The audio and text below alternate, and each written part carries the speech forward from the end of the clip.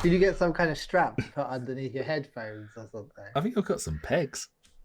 something?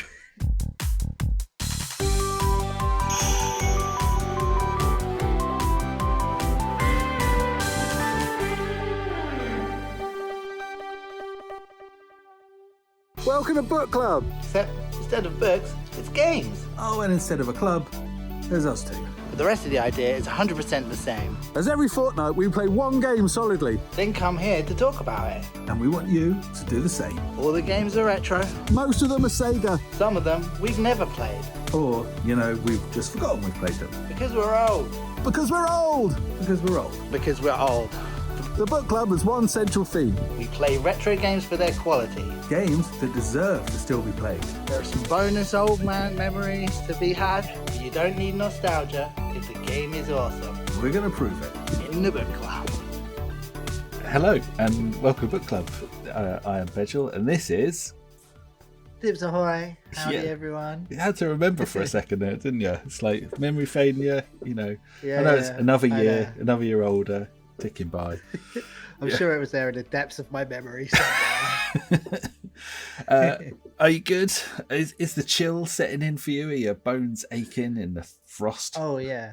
Oh, I hate the cold. It's very chilly at the minute. I'm not appreciating it, but I've picked up some nice Primark hoodies for like £8. So I wouldn't know. You're looking stylish, my man. For those thank you for very those that are much. Thank listening, you. he's looking stylish. There you go. That's all the description. I do like to put in the effort. So, you know what I'm saying? It's an appropriate time to mention the goose jumper because for those that you can't see, I'm wearing a goose jumper. Man, we should do audio description. We're really good at it.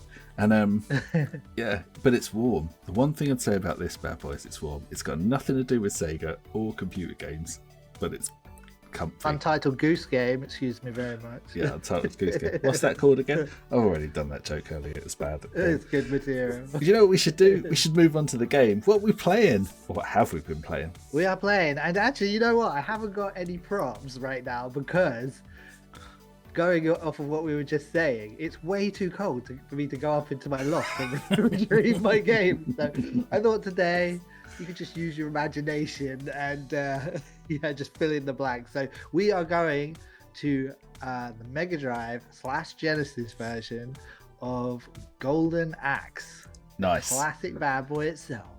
It is a classic bad boy, and actually there are times, and this is one of them, where Mega Drive versus Genesis version actually makes a difference. Basically, in case you wonder what the hell I'm talking about, I'm picturing the cover art, which is different. Yes. But yeah, Golden Axe. So we got a lot of ground to cover. We've mentioned in the last couple of videos how loosely we're sort of interested in the fact that several of these games are getting a remake, and Golden Axe is one of them. I'm going to say we hope they're getting a remake because it's been mooted. It's now been floated around for a hell of a long time. It is now over a year since we've had these like concrete Yeah, it details. has been a while, hasn't it? Yeah. But it is Hoping loosely on they'll there. Show something. So we've got Sorry. a lot to cover. Because I was thinking we'll start with, because we we never really do this. We just sort of assume people know the games. We can start with we'll talk a bit about the game itself, like what it is about.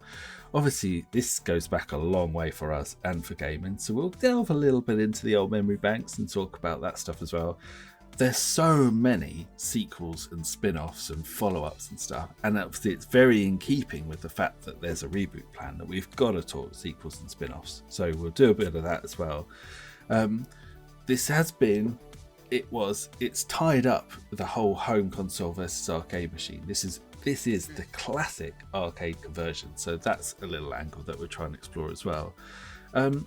And we gotta go devs, because you've got another big beast in the form of a cheetah that's behind this bad boy, and AM1 as well. So we will delve into the devs, their role in this, what they did subsequently, and and what part that might play in what's coming up.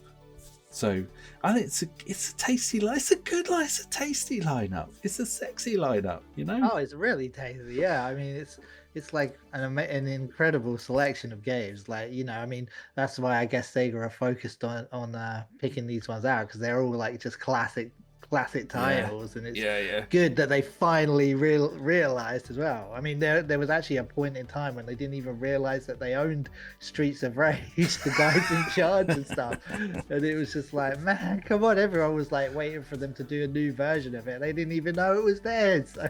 What a bunch of punks. Sorry, Sega. I know. We love you, but what a bunch of punks. So this Old Sega, that's who we love. There was a bit where in-house sort of corporate presentations about this new era, new energy stuff, they did essentially say, guys, we've kind of been milking Sonic and Yakuza too much. We need to branch out. So right. I'm glad they are. So let's go where we started. We'd start this. That's good English. Well done, me. What is Golden Axe? What are we talking about? For those that haven't played it, of which there may be one or two listening, what are we talking about? Well, it's your classic side-scrolling hack and slash, kind of set in Conan the Barbarian type looking lands, and it's like you got like these scantily clad warriors, I suppose. Like one of them's a dwarf and stuff, and basically you're just going through the land, slaying all these Ray Harryhausen looking skeletons and stuff from like all those Sinbad and Jason and the Argonauts movies and things. Sinbad is such a good shout. That is so similar to what they look like. Yeah, sorry, Joe. I've never really clocked that before. That's so similar. Oh yeah. I'm sure that's probably where they took a lot of influence, particularly those skeletons. Yeah, because even the way they're animated and the way they kind of rise up from the ground and stuff, that sort of stop motion effect. Like, and their kind of posture as well. They kind of have a hunched over kind of thing. Just like it was Jason and the Argonauts, wasn't it? That was particular film. Where he takes on like a whole bunch of them. But it always had. I mean, that was kind of part of the original appeal to me, like kind of because I always loved those movies. I thought they were like so exciting and fun and stuff. And it was like now you were getting to like actually kind of play out these kind of things like for yourself, and that was just a really fun element to me. It's really weird actually. Look back because a game. So this was released 1989 arcade, wasn't it? And then the arcade, it obviously bears its it references on its sleeve. So Conan being the absolute lead, and I think we were saying like the rumour has it. I think they've proven it. Some of the samples, the scream effects and stuff, do actually come from Conan. There's no real hiding the influence of Conan from the cover art onwards, really. It's so, like, I think, did you even say to me, Achida had openly said, that was my influence. Oh, yeah, he was like, I read that he was like a big fan of these kind of adventure kind of movies, and particularly Conan.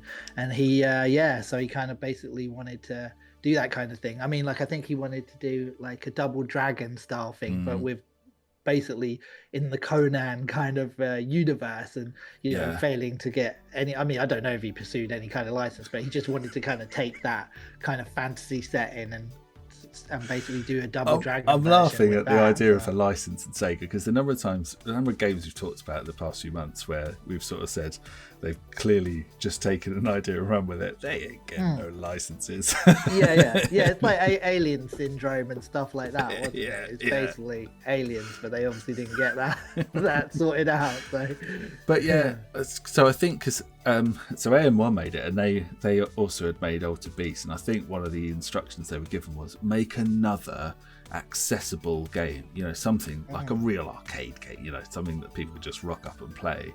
And Altered Beast, it was mooted for the Mega Drive, and they knew they had from the outset they wanted to put this across as well. It's fair to say it is by today's standards a simple game. The moveset is not massively complicated. You basically have quite a lot of hack and slash basic moves. We were just talking actually about the like 2-button move where each character has their own kind of like, what would you call it?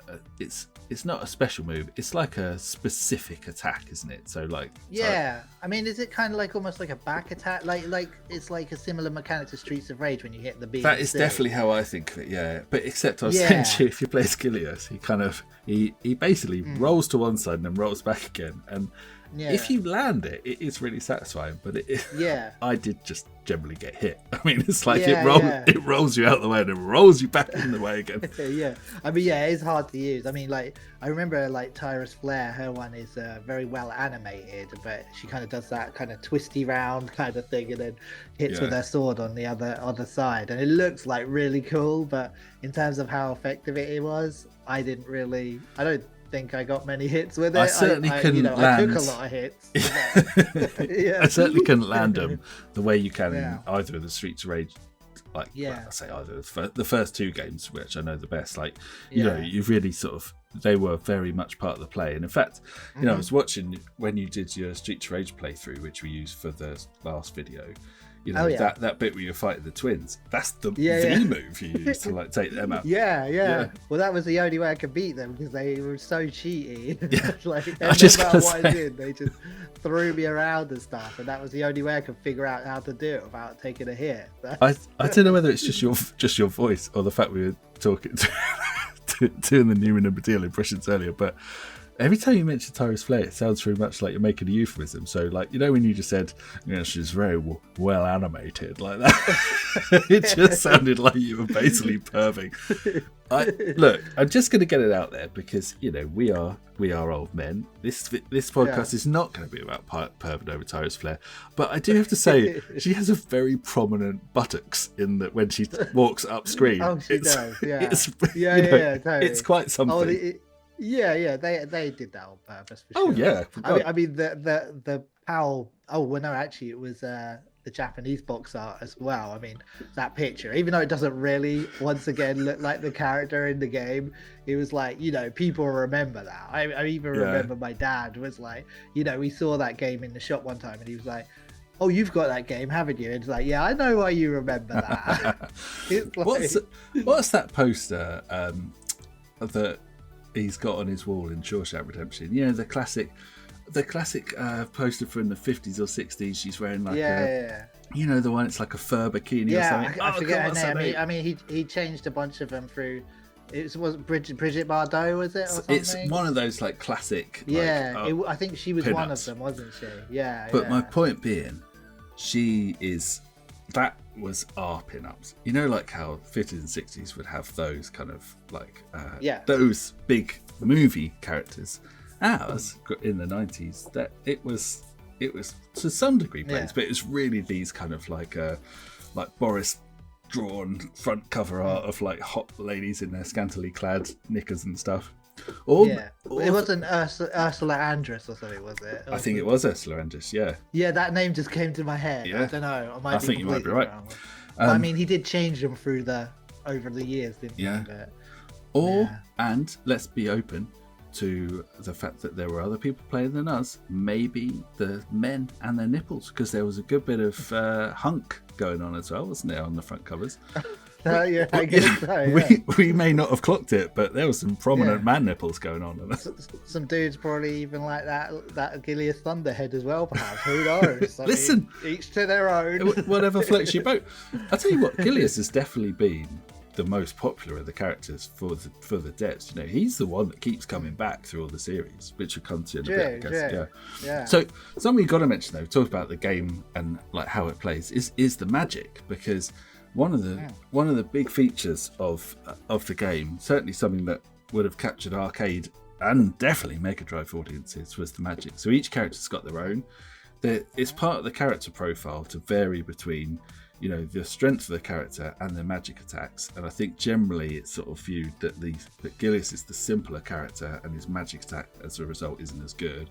I think Tyrus has the best magic attack from... I can't remember. I seem to think that when I was playing it. You have to collect a lot of the jars for her, don't you? And then once you get up to the top, it's... I think it's got a good whack on it. And so the jars that you mentioned there, you collect magic potions during, like, as you're going through the level, which are dropped by thieves. And now this has always been a bit of a contentious issue for me because they look very like little beetles or little gnomes in the Mega Drive one. Yeah, they do look like gnomes. But they're meant to be little thieves carrying a swag. But is that right? Certainly in the third game, they look like people carrying a bag, whereas in the first game, they do look like little beetles, like scurrying around. Yeah. In the second game, they were funny other little creatures, weren't they? Like, well, in the second game, they're wizards. Things or something. Yeah, they're like, and they drop like magic books, don't they? So they don't drop. Oh, potions. that's it. Yeah. And I didn't like it in the third one when you have to actually press down and the punch button to pick them up. It's really irritating. Yeah, because I kept taking a hit.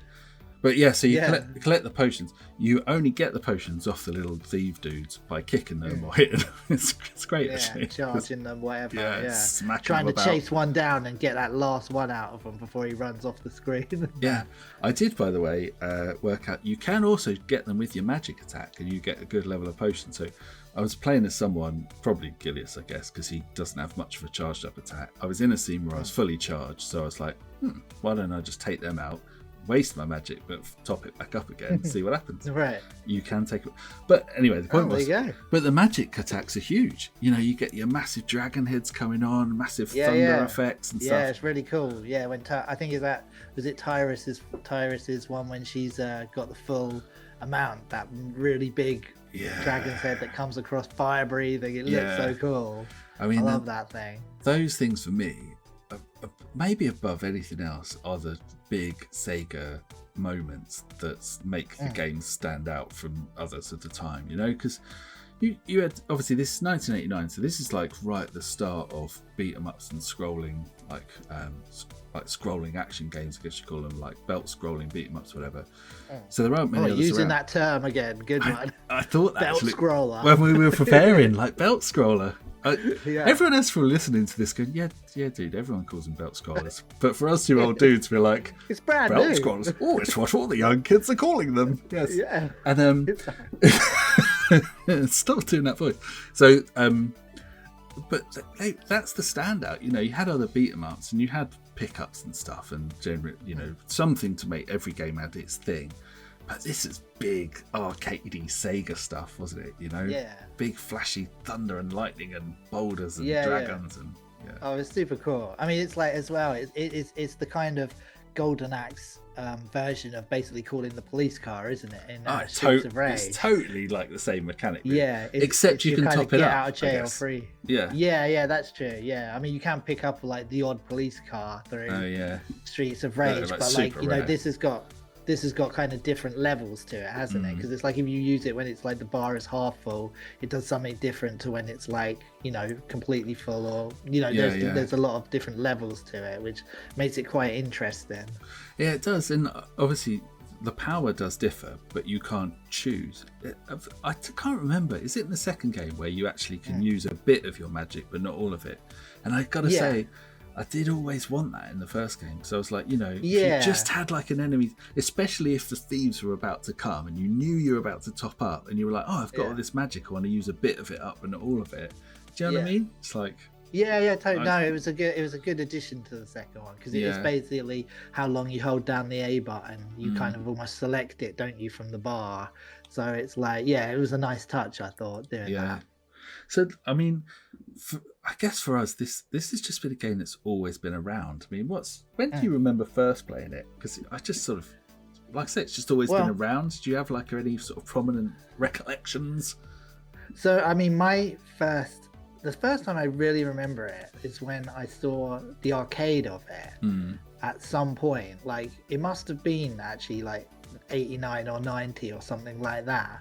And I think when we was on the Sega guys, I said that I recognized the Sega logo because I remember it from the Outrun coin-op that I'd seen like a few years beforehand. And when I realized it was Sega, it kind of caught my attention, and I was kind of watching. I don't remember actually playing the coin-op of it like at that time. I mean, I played it like later down the line, but the time that I remember initially playing it was I went around one of my friend's house and he had an Amiga 500 and he had the conversion that was on that. and I think that was by Virgin, or they were the publisher or someone. Like Yeah, they did a lot of the home port publishing. I know that. Yeah. Right. Yeah, because I think it was the same, similar to the Atari ST version and all that sort of stuff on the Amiga. But I mean, like, I kind of had seen the game. I knew it looked cool and stuff, but I kind of didn't know how much it was going to blow my mind actually playing it. So it's like we were playing it on like these rubbish Amiga joysticks, and I remember it was really hard to control, like when you have to jump over gaps and stuff like that. But man, it was just playing it in 2-player mode with my friend. It was one of the most incredible like experiences that like I'd had. Like I remember it's one of the defining ones, because previously when I'd first seen Pong on the Atari 2600 or whatever, that was like one of the big moments for me. And this playing Golden Axe was the second one, because like I think I already had played the NES and all that sort of stuff, and it was like, it was really cool, and like it was a lot of fun, like, you know, all the games were really good, but it didn't blow my mind. But playing Golden Axe 2-player blew my mind. It gave me like that hype, that like, this is what I'm into, like games is my thing. I love this is incredible.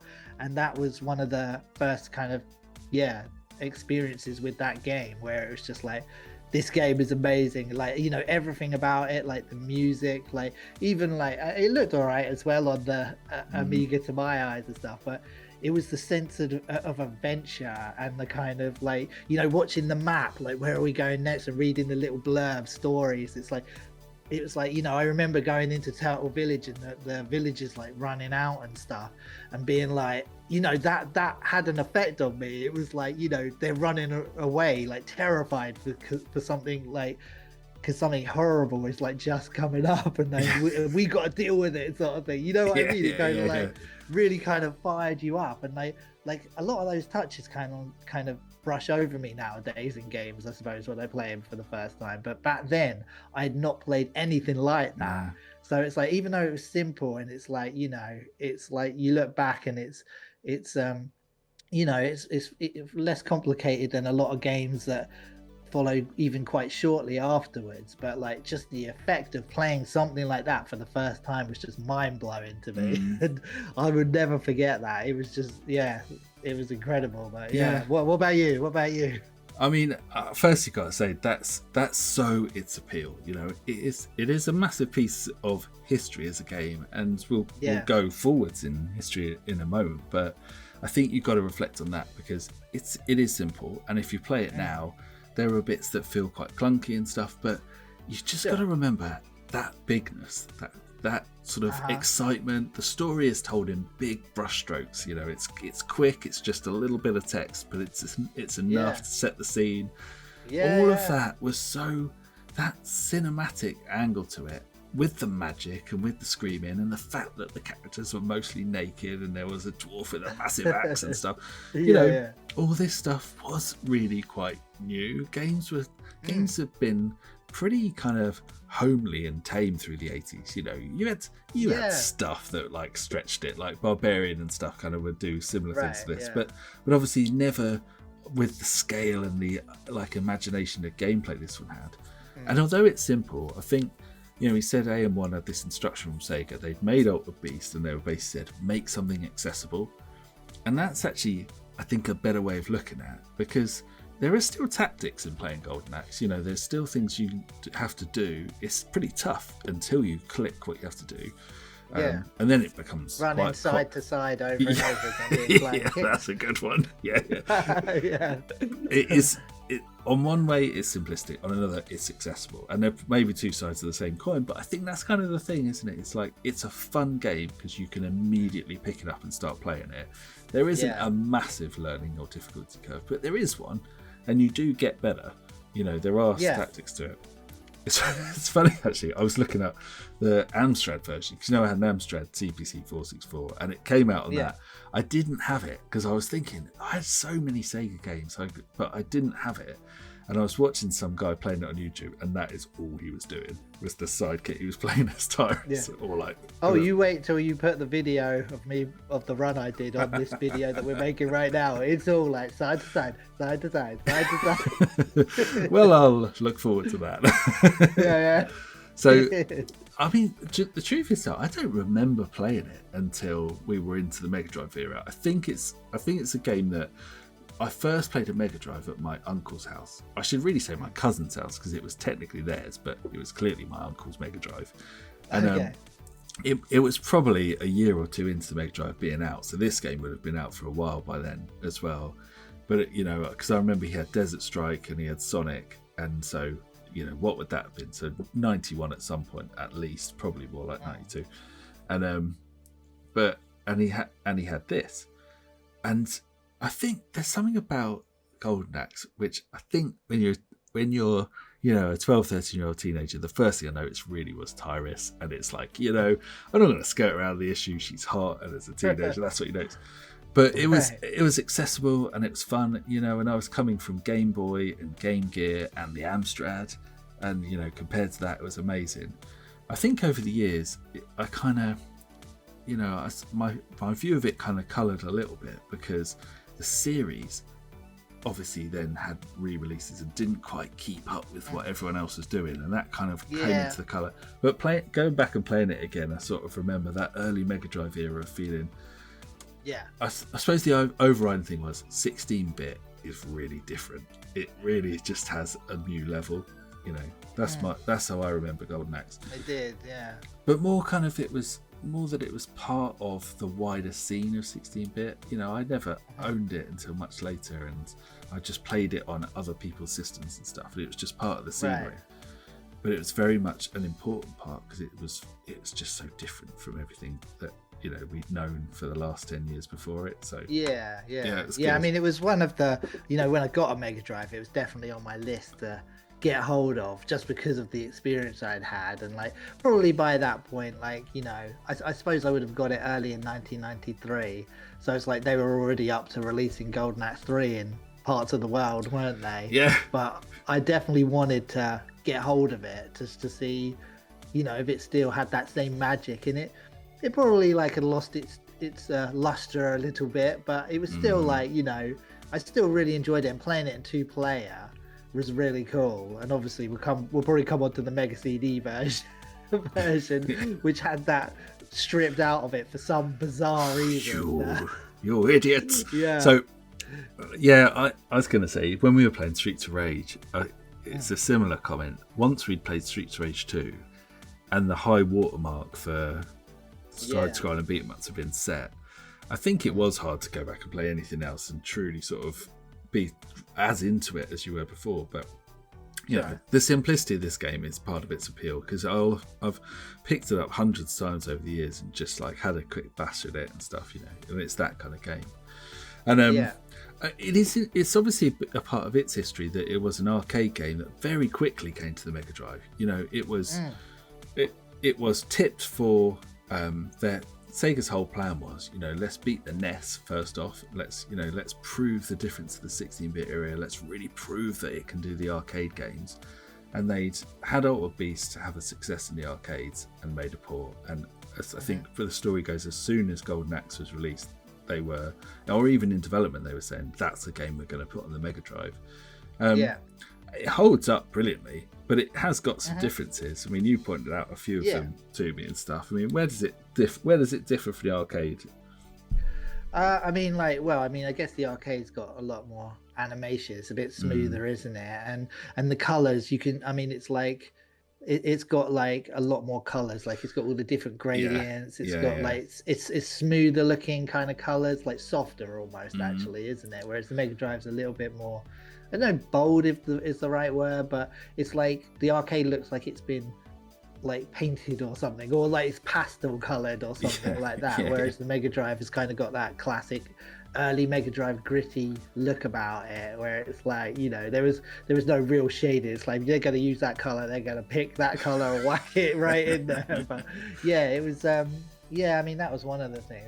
One of the big things that stood out to me, in terms of the difference with the coin-op and the Mega Drive, is the ending. Because the coin-op has this fourth wall breaking kind of thing, where suddenly you beat the game and it it basically cuts to some kids playing the Golden Axe coin op, and then they're like running off while all the characters from the game are like busting out of the coin op and running off into the real world and stuff. And it's like, actually back then I thought that's so cool. Like that's like, I mean, it's still cool. It's like, yeah, it was really good, and like that really stood out to me. And then when we got the Mega Drive version, it was like, oh, it ain't in here, it doesn't do that. It was a little bit like, because it's sort of even funnier, isn't it? Memory, but... It's so funny because it is like, the Golden Axe world has to take itself quite seriously because it's so camp and so silly, like the scantily clad warriors and stuff. Bearing in mind, you think about the time, what people were wearing in the real world in the late 80s and early 90s with like shell suits and brightly coloured clothes and stuff. Right. This was so at odds with that. So it had to take itself so seriously to kind of pull it off, and then to just then make a joke of it was it was really cool. It was really cool. I mean, not that I ever saw it in the arcade, because there's not a chance of ever having got that far with it. Oh no, I don't think I ever beat it in the arcade, but like it was one of the first coin ops they had in the little corner shop outside our school, and I saw a bunch of people beat it, and it was like, I don't remember beating it myself, but I definitely had seen other people do it, and I just thought that was so cool, because like, I mean, part of it is that it was just like you're saying, it was so unexpected. It was like you go through this like fancy land, and then suddenly it's like there's a couple of kids standing in an 80s arcade. And it's like, what's going on? I mean, I guess but it was really cool. I think it's probably fair. I think the arcade is easier than the Mega Drive overall, because Mega Drive's got the extra. Is it 2 levels the Mega Drive's got? Or is it like one level and then a boss extra? Well, basically, boss you beat the end. You beat the end boss, and then you kind of go through a level. Yeah, with like extra final boss fight. Sort of some repeat enemy action, isn't it? And then you like some of the more annoying ones, but like thankfully it's you're kind of on this weaving path, so you can kind of knock them off the edge quite easily and stuff. They are annoying, but it's a bit of sweet revenge, isn't it? Because some of the ones you faced earlier who were like a bit of a bitch, it's like now you get the chance to do that thing where you do just knock them off the edge really quick. It's like... And some of them, it's like, you just they're going to charge you, so you just wait for them to do it and stand near the edge, and then you just press up, and then they go right past you and fly off the edge, and it's like, that's a really cool, satisfying bit. Yeah, you know the really massive dudes with the big hammers that you face them really early on, and then they're midway through that level. And they look a bit like Uncle Phil from The Fresh Prince of Bel-Air. Like, I see people compare him to that guy. Do you know, I was going to say I haven't heard that before. Actually, you have told me that before, and it made me laugh like that the first time. It's it's so accurate. It's like you can see it, yeah. And they do a body slam as well. So I wonder if there's a meme somewhere of like of someone superimposed Jazzy Jeff in there or whatever, like throwing him out. Anyway, but one of them, like he'd gone up the top left of the screen, and I went down. So he tried to like follow me, and then just walked into the gap. And then I died and had to like play it again. And the next time round, like one of them stormed at me. He didn't go off the edge, but I then just did a tiny tap and he went off the edge. And it was just so satisfying, It's like, you Uncle Phil lookalike punks, take that. And there's a lot of instances where you can kind of walk to the bottom of the screen, and like they kind of like are making a beeline to you, and sometimes they just walk off the edge and stuff. Like there's multiple points in the game where you can just employ that tactic. I have to say, I've done it as well though. And I remember it was such a memory unlocked, like that I did it. I've probably done it every time I've picked up the game. You know the bit where you're riding on the eagle and you get to the eagle's head and then you kind of drop down a little bit to carry on the level.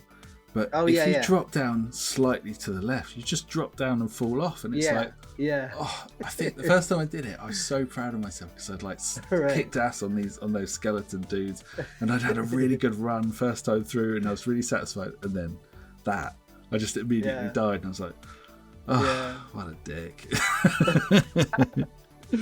So it just makes me think back, like for when we were playing the Amiga version, because it's like you've got the stick on literally one button, and in order to do jumps, I think you had to press up and the button at the exact same time or something, and it was so tricky on some of the sticks, and we ended up falling down the gaps like so many times. You're giving me grief.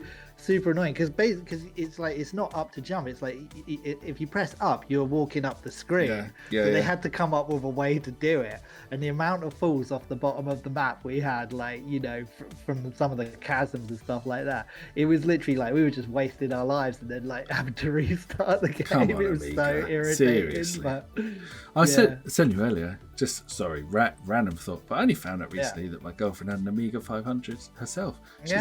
We've been together like over 10 years. She's a non-gamer through and through. Had an Amiga. Yeah. There you go. There you go. Yeah. Well, I'm hoping I've got an Amiga 500 still in my parents' loft because the other week, my dad bought this like box round to our house, and like he was like, "Do you know what this stuff is?" And I opened it, and it had an Amiga mouse in it and a bunch of the games, and I was like, "Wait, if this is up there, I wonder if the machine's up there." So I need to be getting up there and seeing if that machine is like buried somewhere, because like there's a good chance because my parents never really used to throw anything away, and I'm wondering if there's my Commodore 64 might be up there too, because it would be actually pretty cool to get those back. I think. They must be there. You know what's winding me up is every time I have to rustle around in the wardrobes to find a wire or some old peripheral or something, I always come across this bag of N64 games and controllers, but never the machine. So I'm like, what the hell? I mean, I'm guessing I never owned it myself. Could have been my brother's, but either he's got a machine and no games, or I've got a machine somewhere in the world. Yeah. But yes, need to be united. So Mega Drive did have the extra levels. Obviously, then you fight. Who is it? Deathbringer? Is that its proper name? Yeah. So it turns out like Death Adder. Well, in the arcade, he was the top dog kind of thing. But then once you rescue the king and the daughter or whatever in the Mega Drive one, they start saying, "Oh, he keeps going in this door," and then that's where Deathbringer comes in. It turns out he's the dude behind the scenes pulling all the strings and stuff like that. So he's the top. He's actually the top. Because don't they make it sound like something like he's a dirty teenager? Because he keeps going behind that door. I don't know what he's doing in there for hours or something like that. I can't remember. Combing his hair or something. I bet. There's a lot of shuffling sounds. I don't know. And he's got a bit of a crusty sock. I don't know. So, is he Death Adder's dad or his son? He's some kind of relative to Death Adder. I don't know the relation. Yeah. Maybe something to do with Blackadder. I don't know. But Death Adder is very clearly based on Thulsa Doom, isn't he? So Thulsa Doom is like this guy that also has a very similar helmet, top. Oh yeah. Helmet with snakes on anyway. And although Death Adder, despite the name, he's just got spikes. I don't think his are. I suppose they couldn't be. I suppose the sprites weren't detailed enough to really draw the adders. In the Conan, this is Thulsa Doom. He's like got little snake heads where the spikes are. But Deathbringer kind of feels shoved in. Is he the same sprite but in a different colour? I seem to remember. I think it's just a palette swap, isn't it? Yeah, I don't know. Actually, now I think about it, I'm not entirely sure. I feel like he was bigger. He was kind of pinky, wasn't it? I kind of one thing. He was a dick. I was saying to you before, I'm still stuck on him. You've explained to me how I can actually beat him, but the downward slash kind of thing. Yeah. I have struggled to get past very him. Powerful. Yeah. A little tip. But actually, it's like. Go on. Oh yeah, go on. Well, I was going to say. I was just. we need to work on this action. So I'll just say what you said to me. So it was. Yeah. I keep dying because my plan is always like take out the minions first so you can concentrate on the boss. So I've been spending loads of time trying to kill the skeletons, and you told me they don't die. So. They just don't ever. Like you kick the bucket basically. Like the first time like I played it, I was doing the same thing, like because I didn't really remember the ending, but I was concentrating on like taking them out first. It's like, man, I have hit them so many times and it's like I actually don't think they do die. And then I did watch a video of someone else because I was just intrigued just to see if they actually do manage to get rid of them, and at no point does he even really concentrate on them, like as if it's a waste of time or something like that. Well, he just concentrates on the boss. And then the second time when I played it and like I beat the guy, it was I just employed the same tactic, so nothing seemed to take them out. So I'm guessing that they don't die, so it's super annoying because I feel stupid. Flies buzzing around your head while you're trying to do a job, and it's like, oh, for goodness sake, get out of it. Well, I mean, Yeah. the first game was a massive success in the arcade. It was an absolute like world beater in the arcade, and it did definitely work bringing it to Mega Drive, and that's obviously spawned a lot of sequels. So you had Golden Axe 2. Essentially, I think it was even criticised at the time. It's essentially the same game, mechanics-wise, gameplay-wise. They've mixed up. Yeah, it's definitely a mix up the continuation, magic. isn't it? Mm, But yeah, they didn't go nuts. They sort of like just kept it what it was and just Yeah. kind of did more of it basically. which I don't actually, think is a bad thing. I think I think I it like was a it. really good game. Yeah. Yeah, I enjoyed it. It's I think it plays definitely well. fun. Yeah. It's got a little bit more slickness in the gameplay Mm. because obviously, it's like they developed it a touch more, but it wasn't a massive departure, was it really? No, and you have this and you have the magic mix-up stuff and some different ideas with the dragons and the way you collect the magic and stuff. And but it did get criticised because it was too similar. And I just think, do your thing. But that was a Mega Drive exclusive. Except that it did get some arcade release on the Mega Play and the Mega Tech, which were basically Mega Drives. Mega Drives in an arcade cabinet with. Sure. They had some kind of additional chips out or something, didn't they? But they were basically Mega Drives. Oh, really? Yeah. Yeah, I don't know, but it wasn't like ever like made for the arcade, was it? It was just basically the same thing. But I mean, that was 91, so that was like 2 years later, and so by that point things had moved on. I think that was the main problem with it. It was very similar to the first game, and I think if it had come out in 89, it would have been well received, but I think it was just the fact it didn't really move on. And then of course, so that wasn't an arcade game. Then they did do what was effectively the arcade sequel, which was Revenge of Death Adder, which also then mixed things up because because Golden Axe 2 used the same characters, didn't it, if I remember rightly, but Revenge of Death Adder, I think they mixed it up. And then after that, they just kept mixing up the characters. Yeah, changing them they around. had the character type, didn't they? Like Yeah. Like I mean, I at least remember Axe Battler kind of guy was in it. So yeah. But he's called something else though, isn't he? Because I remember because we'll come to it in a sec. But playing the duel, I think Gilius is in it. I don't think any of the original characters apart from Gilius make it to the duel. It's like, all I remember the like they remix have versions. they have like instead of like Tyrus Flare, they have like Milan Flare, and I think it is supposed to be like her daughter or something like that. So she is a Flare.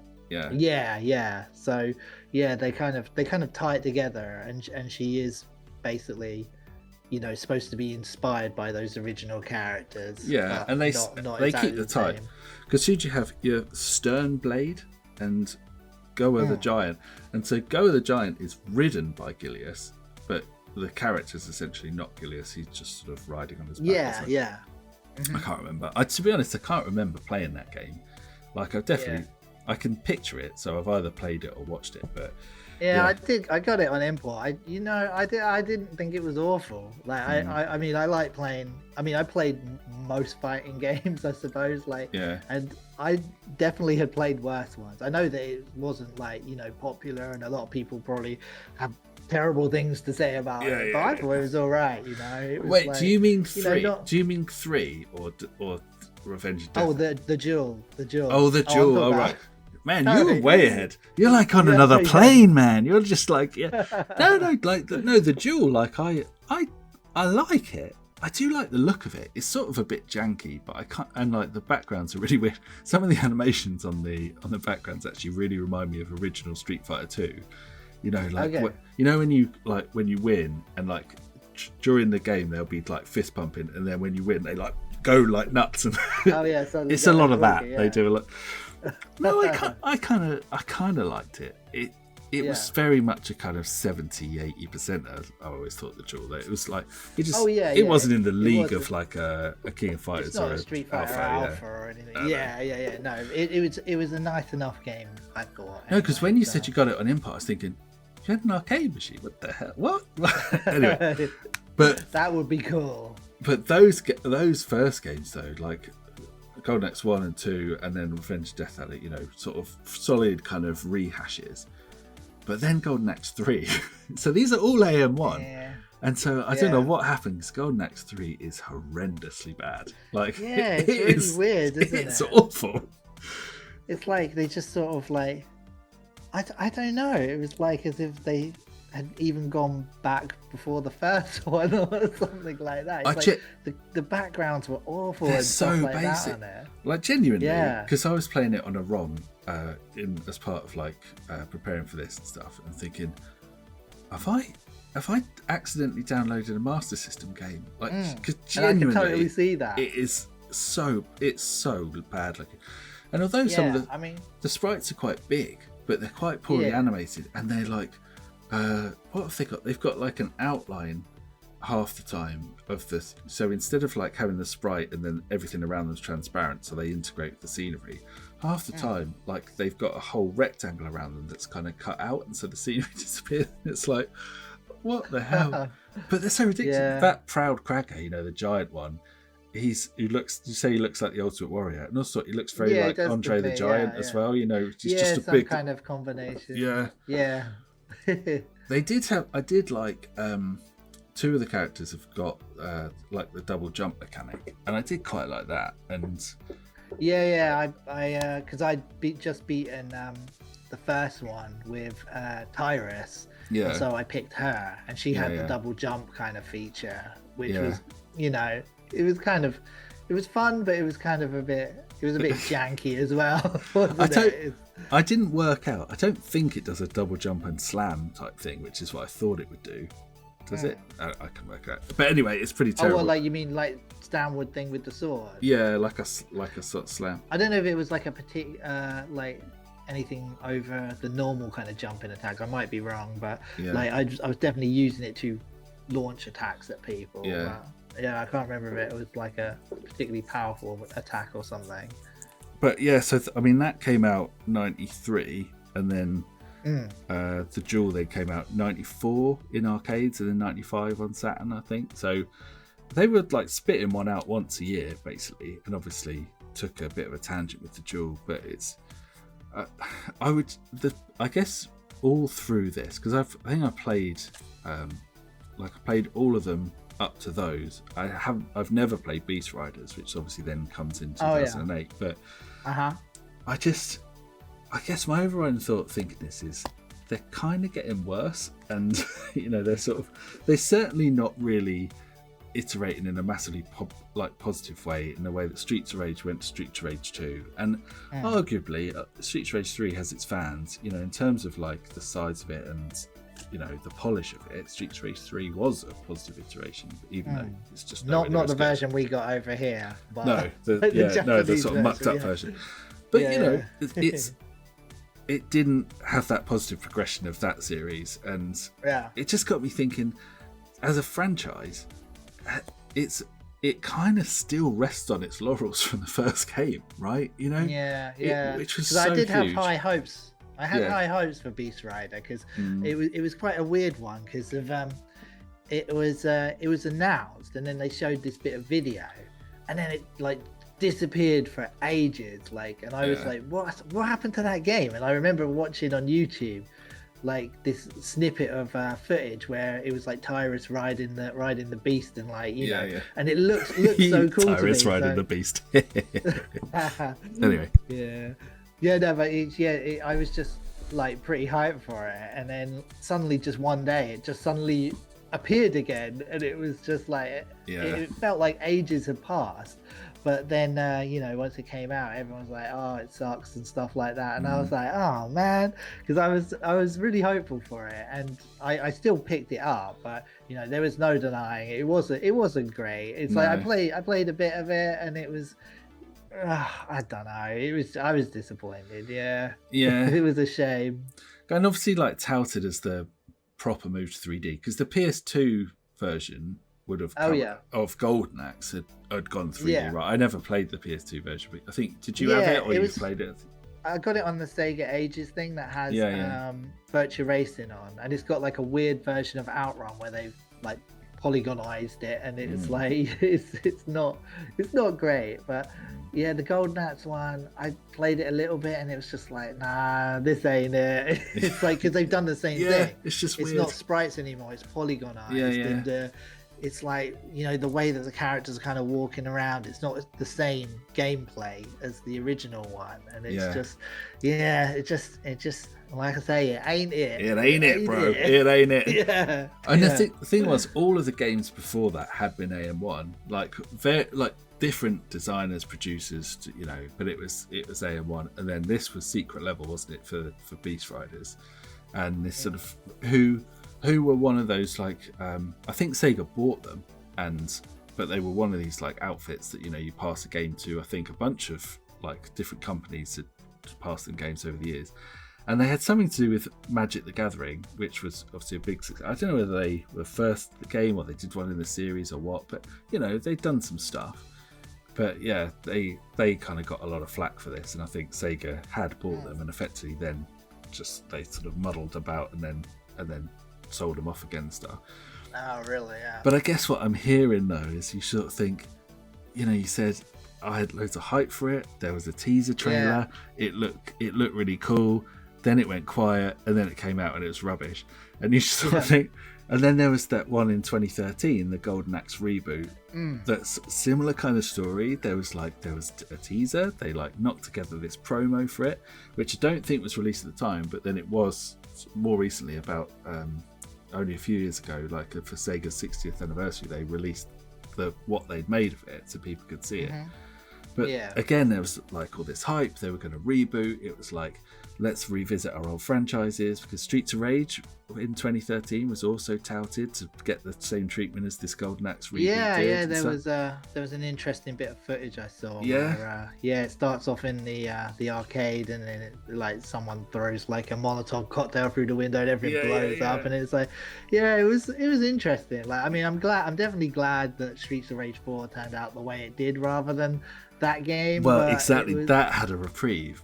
But you can see where I'm going with this. It's like the pattern is old franchise, it's gone a bit dormant, loads of hype, bit of footage, looks really cool, think it's going to be great, and it sucks.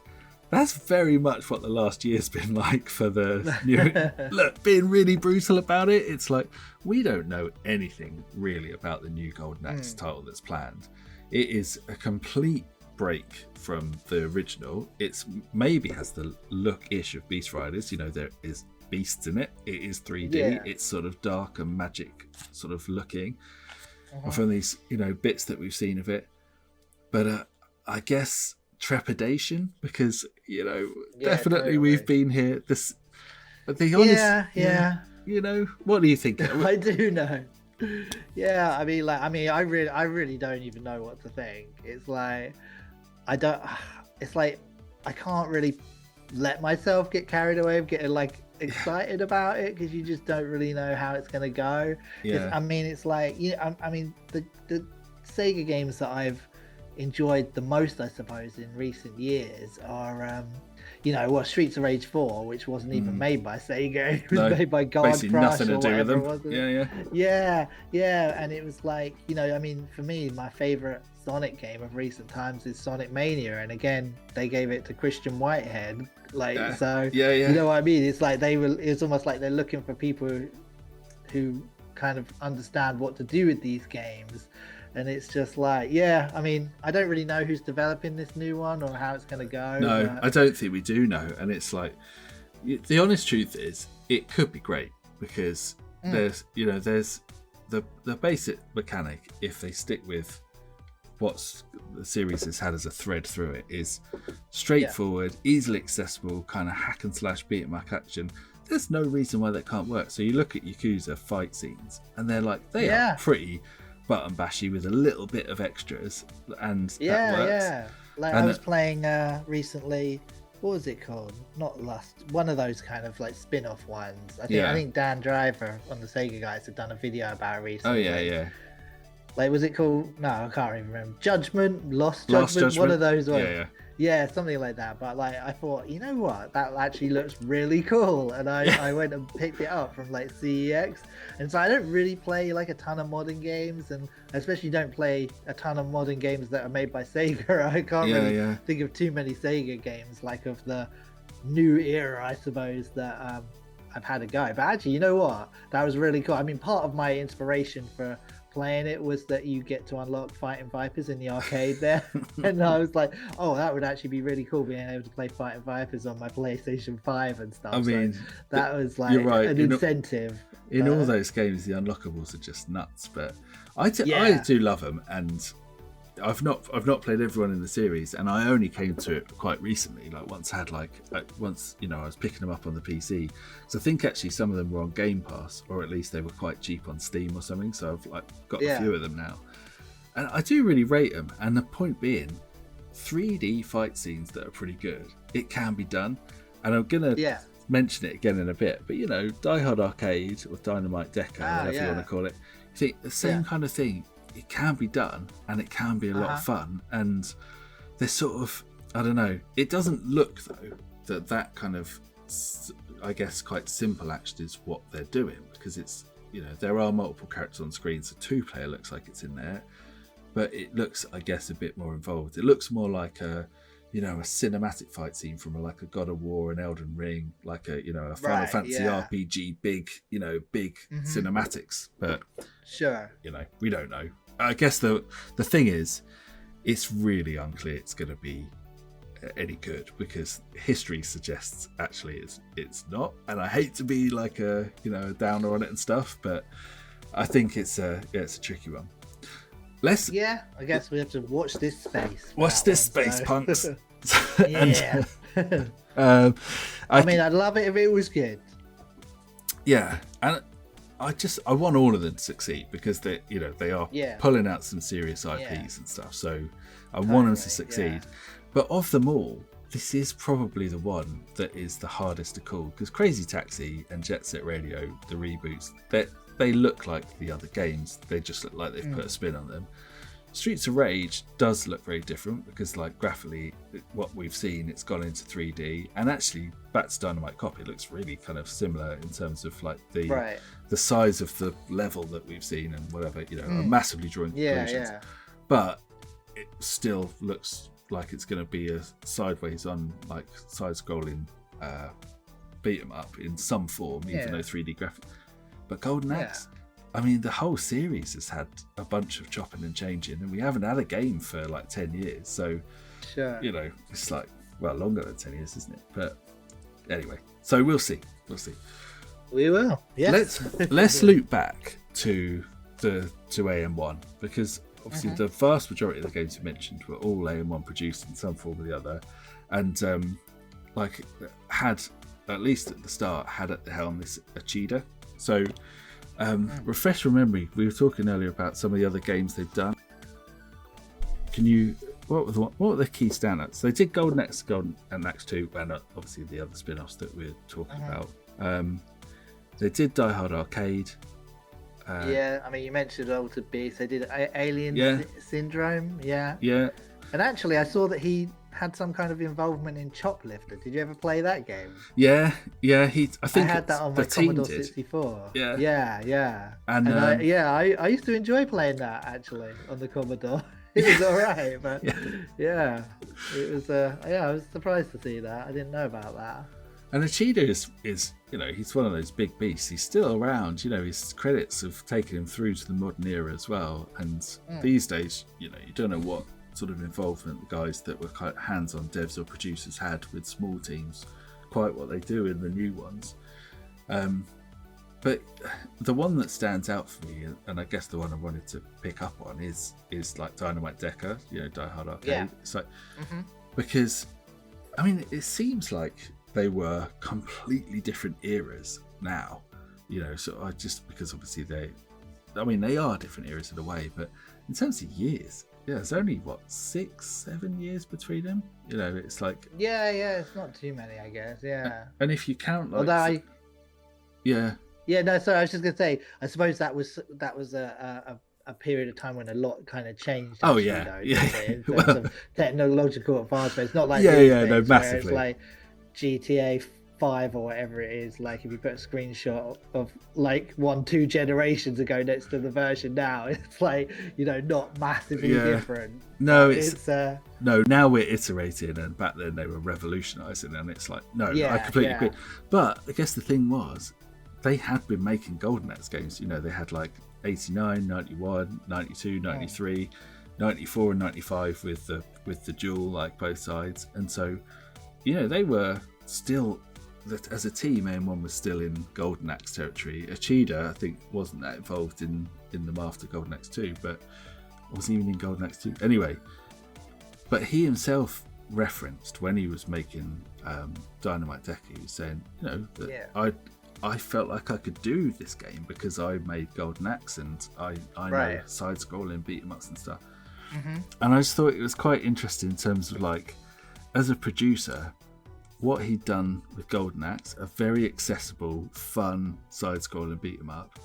He's now got 3D, and what he makes again basically is a very fun side-scrolling beat-em-up. You know, he kind of you know, massively different mechanics. I'm not really saying they're the same game, but in terms of like the ethos of what he wanted out of it, see what I mean? It's like interesting. Yeah, totally. Yeah, no, I mean, that's a great game. It's like it was one of the last Saturn games that I kind of picked up. I can't remember where it launched it. No, it was quite late, wasn't it? In the I think it was life, I suppose. I think it was 97 for Saturn. I think it was like 96 for the arcade. Yeah. Like I definitely remember I played. I had a demo disc that had it on, and then like I got it. Shortly after that, and it was like it was a great fun game. It was like, you know.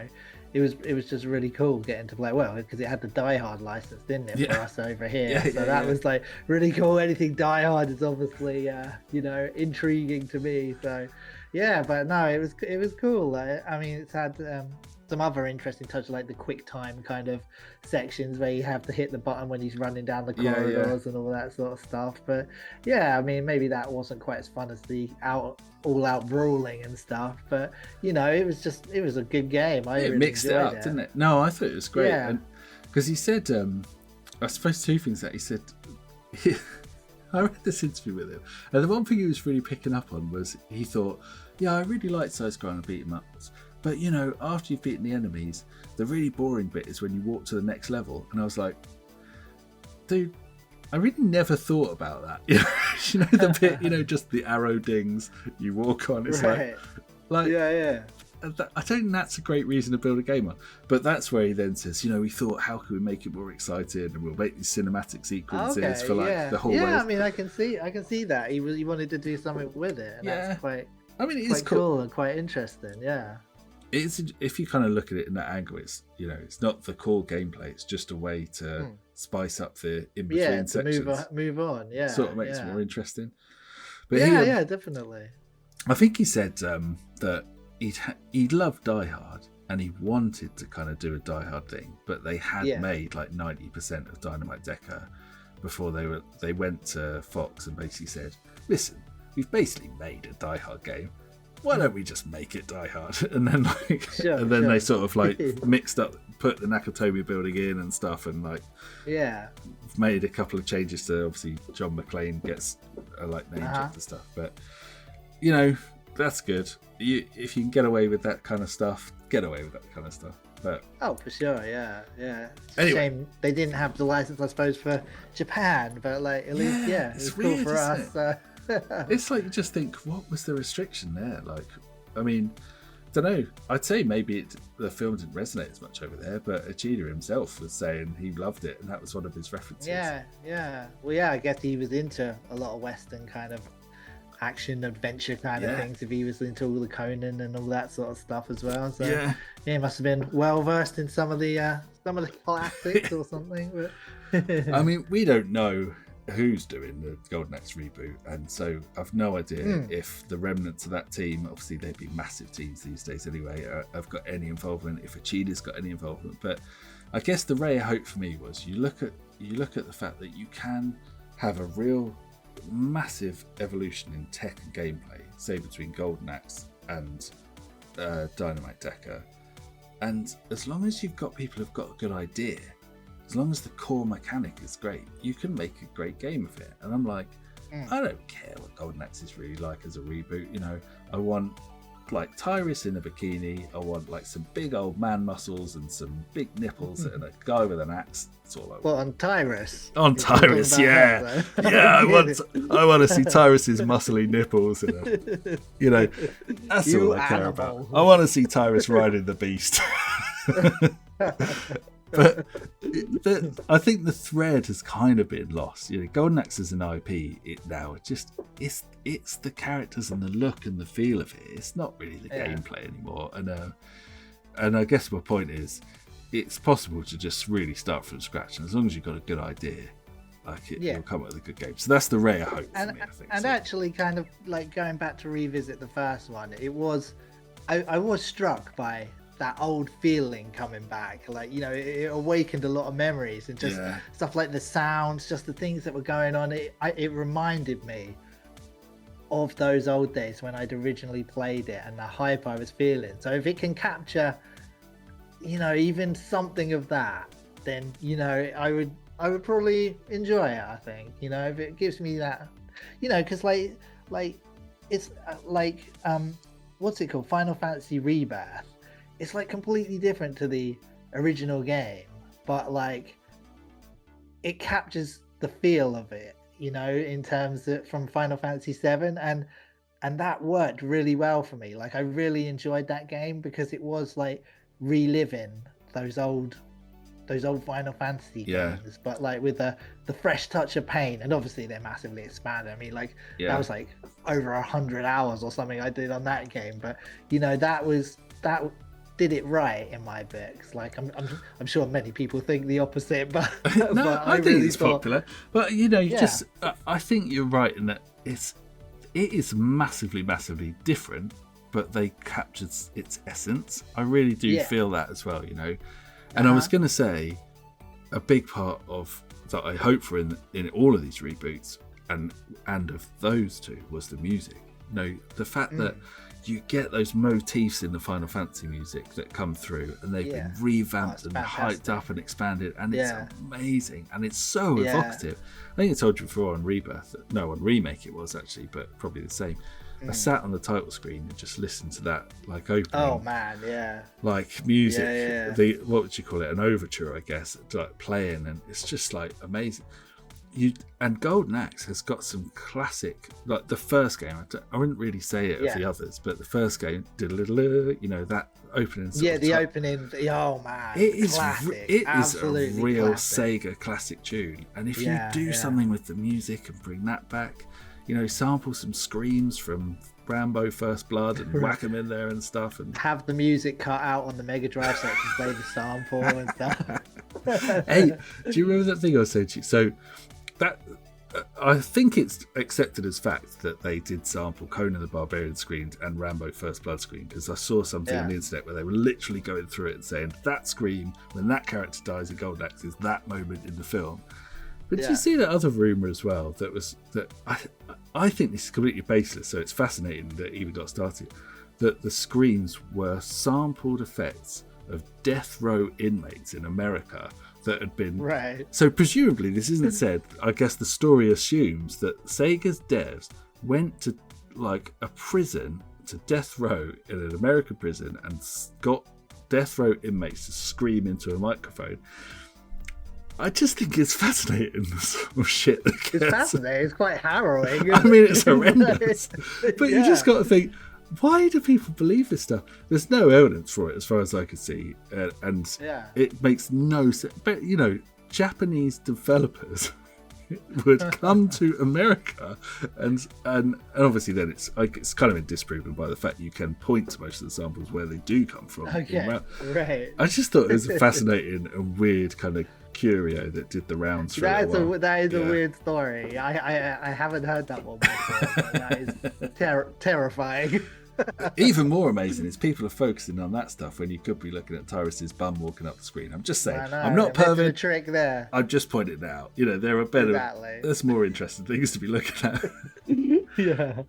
So actually, you know what was really cool that I always liked when I first played it was you know, some of the taller knights that you have in it, like the big guys. Did you ever, when you was at school, watch Look and Read Dark Towers? Oh, I know what you mean. Yeah, I remember. Yeah. So it's like it had a character in it called was it the Tall Knight of Dark Towers? That's an original name. Yeah. yeah. But it's like the actor who was the Tall Knight was Chewbacca from Star Wars. Like, good fact. I know it's going to sound really disrespectful now, but I can't remember his name. But he, he's no longer with us. So if we could put it on the bottom there, we'll sort something out for you. But like it kind of, I was totally into Dark Towers, and so that was another thing when I saw Golden Axe. It was like, oh, it looks like the Tall Knight of Dark Towers. Like evocative. It was like super cool. Yeah, I mean, it was from a super weird show. I mean, like, it was one of those things where, you know, at school when they roll in the TV and stuff with the VHS player and all that stuff, and it was part of a show called, like, I think it was called like Look and Read or something. Had this weird character in it, like half the time, where it was like, the only way I could describe it, it was like, actually, I'm looking at one right now. It's like a Henry Hoover with two arms sticking outside, flying around the library, trying to be all educational. Now, stuff. just really, did he like wordy? Did he float around and like so? Yeah, talking to like an old lady. Yeah. Was that also the thing where it had a pen with a light on the end, and the pen would sort of float around? Oh, okay. I mean, they did multiple stories. Like there was one. I remember there was one Geordie Racer and something like that. Or was there one called A Boy from Space or something? It was super creepy. I can't entirely remember. All sounds creepy, dude. It sounds but it was the Dark Towers one that kind of like, you know, I was totally into the vibe, and like, you know, I kind of took that association to Golden Axe when I first saw it, because it's like those big night guys. No, I can see it. Like him. Yeah. Actually, it's funny you say about the telly, because my mum was a teacher, and I remember that one of the things she used to do, she used to run these holiday clubs for like the younger kind of kids at the school. And one of the things she did was she would bring in, I can actually picture the exact telly. She used to bring in a telly on like a roller stand, you know, it was like high up, and play them that program. So you didn't go to that school, did you? That's weird. No. Well, I think I went to two schools where they played Dark Towers, so it was really cool that I got to see it 2 times. Yeah. But it was so creepy though when I was a kid. I mean, it literally terrified everyone. But I tell you what, it internet, was amazing. You know, you're picking up some random stuff, internet. You're not picking up this. You know, you're making up shiz about recording Death Row Mates, and then this, what is a more likely reference, albeit not. Yeah. But you're missing a trick. You're missing a trick. I do watch it every now and then. So people have very nicely done little compilations of all the episodes into like as if it was one long movie here on YouTube. So, you know, every now and then I give that a little watch through. It's really cool. We didn't really cover it with going through, so we just got to give a little nod to some of the other names, because the character names are classic in this. I mean, Death Adder's a great name. Like Deathbringer, that is good. I can't remember his name. Like I think it's Damned Hellstrike, or it's something Hellstrike. That's a cool name. Tyrus Flare. Yeah. Probably the only one that's not good, in my opinion, is Axe Battler, because it's the most confusing name you could give to someone that's carrying a bloody sword. It's like, I know, that's the thing. He's got like a big broadsword, and then it's kind of like they just didn't know whether.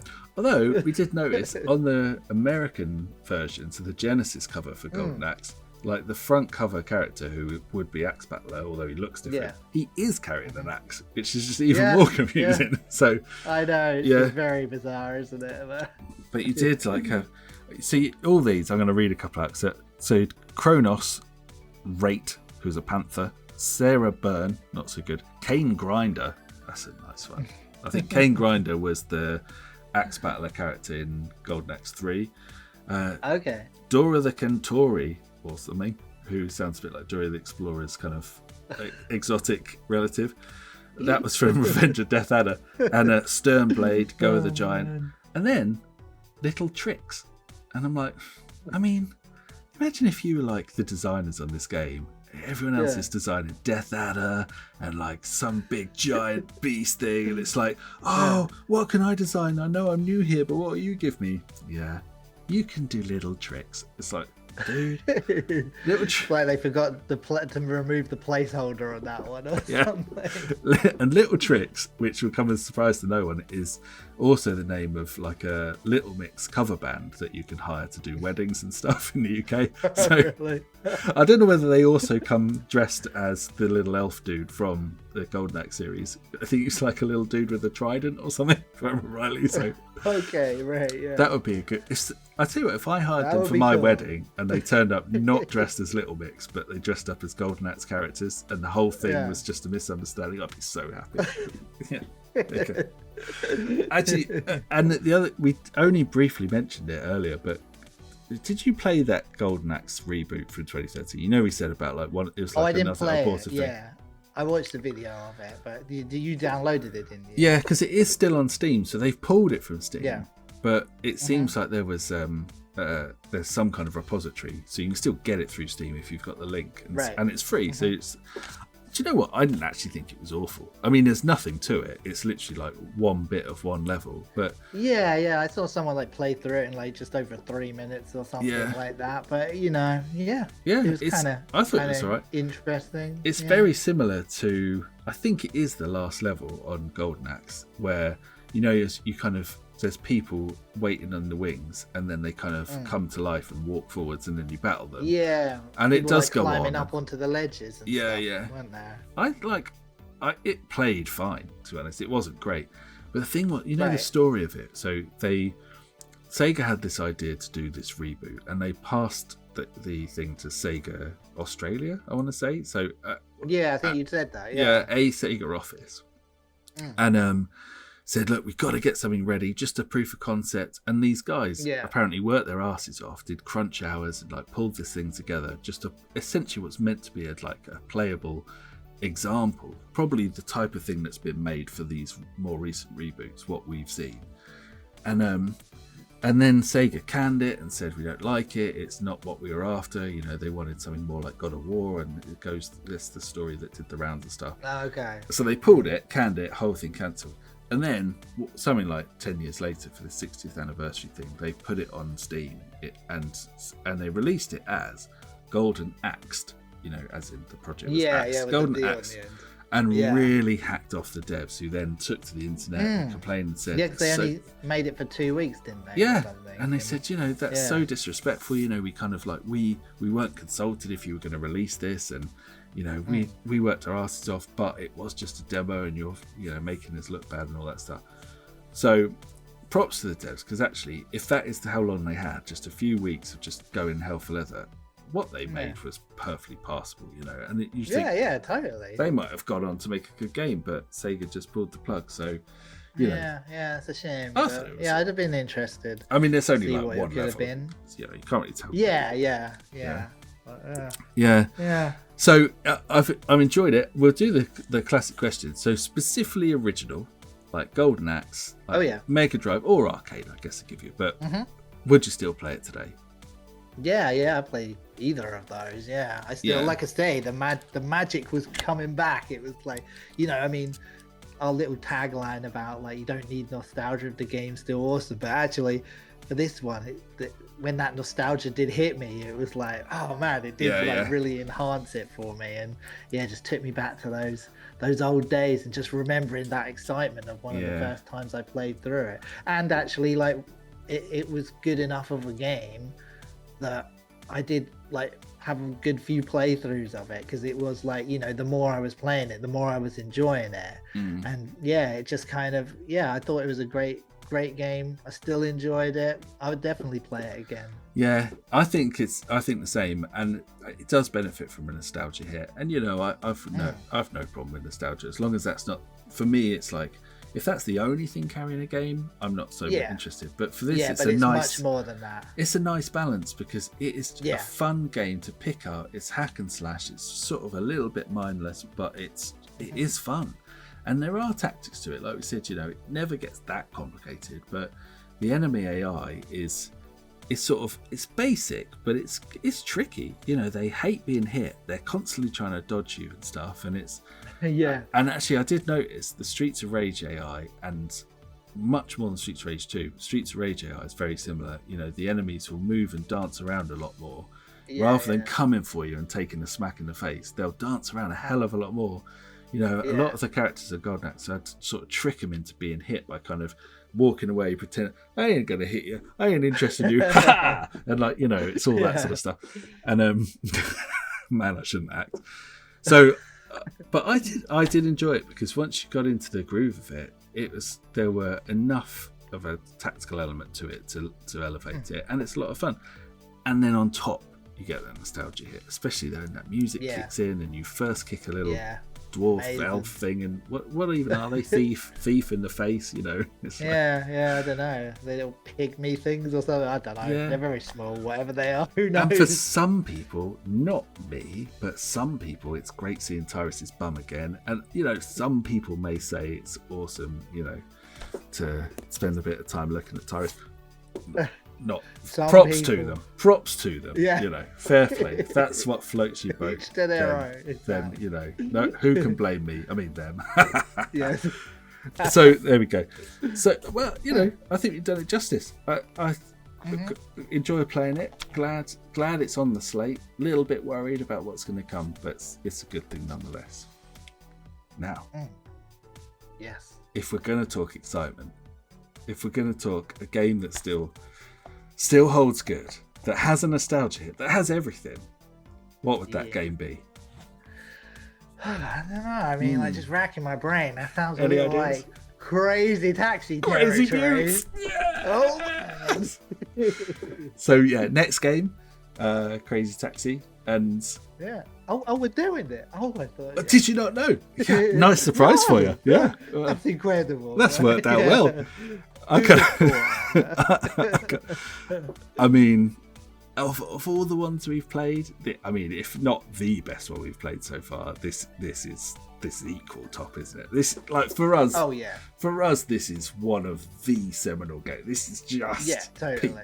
peak everything. This is up there. Yeah. Mountaintop gaming. It's just This is as good as it gets. So I'm hyped for this one. Yeah. And just to prove that we're not all about the perv, there's not even anyone in a bikini like flaunting their buttocks. So That's true. Yeah. we can make do without. So They should put that in the new one. and then well, I it'll just pin a definitely picture be of good, Tyrus so. on the side of the telly. I mean, sorry, I've heard people do that.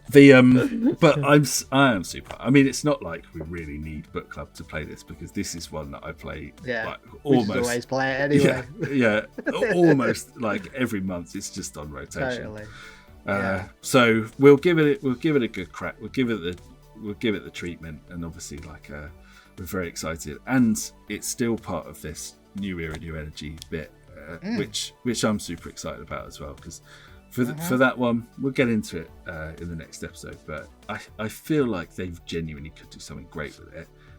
There's risk, but I feel like they could, so I'm excited. I'm hyped all over the show, can you tell? Oh yeah. Yeah. Oh totally. It's just emanating from Yeah. Well, I mean, Cool. yeah. So I feel like we could carry on for ages, don't you? Gaming for ages. It's nice. It's weird. What a touch. But sadly, all things must come to an end. I know. It's very disappointing. And with everything being said, well, this has been great. Oh. It's smooth. It's smooth, but it's painful.